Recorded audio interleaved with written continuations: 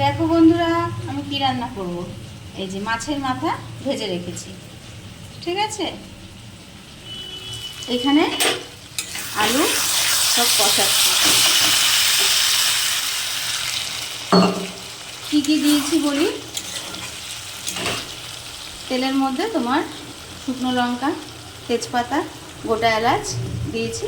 তারপরে আলুগুলো দিয়ে দিয়েছি, নুন হলুদ দিয়ে আলুগুলো ভাজা ভাজা হয়ে আসলে টমেটো দিয়েছি, কাঁচা লঙ্কা দিয়ে দিয়েছি গোটা, আর গোবিন্দভোগ চাল। আমি মুড়ি ঘন্ট করি গোবিন্দভোগ চাল দিয়ে। গোবিন্দভোগ চালটা ধুয়ে দিয়ে দিয়েছি। আর কষিয়ে নিচ্ছি এরকমভাবে।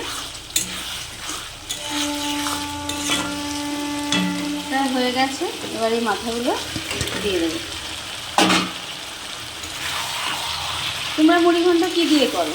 কেউ আছে চিড়া দিয়ে করে শুনেছি, আমার মাও করতো চিড়া দিয়ে, কিন্তু আমার চিড়াটা দিয়ে না অত ভালো লাগে না। কিন্তু গোবিন্দভোগ চাল দিয়ে করলে গোবিন্দভোগ চালের যে একটা গন্ধ, অসাধারণ লাগে মুড়ি ঘন্টটা খেতে। তাই আমি গোবিন্দভোগ চাল দিয়ে করি, আমি চিড়া দিয়ে করি না। করে নিচ্ছি এভাবে।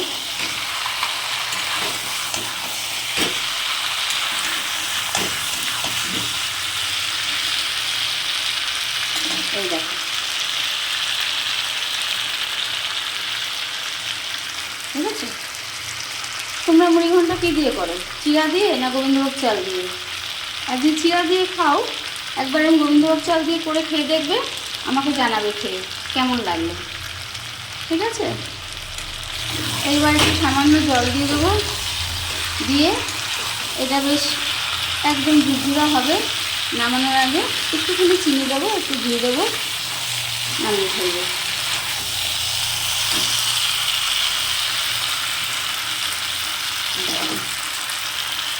কেমন হচ্ছে বলবে, আর কে কী দিয়ে খাও সেটাও বলবে।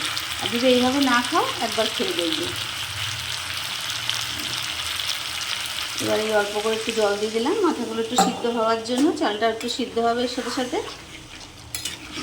একটু জলই দেবো, বেশি দেবো না, এর মধ্যেই সব সিদ্ধ হয়ে যাবে। জলটা পুরো কমে গেলে নামিয়ে ফেলবো।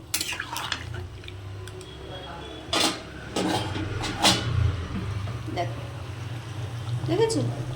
ঠিক আছে বন্ধুরা, তাহলে আমাকে কমেন্ট করে বলবে গোবিন্দভোগ চাল দিয়ে খাও তোমরা না চিড়া দিয়ে খাও, কে কোনটা দিয়ে খাও, ঠিক আছে।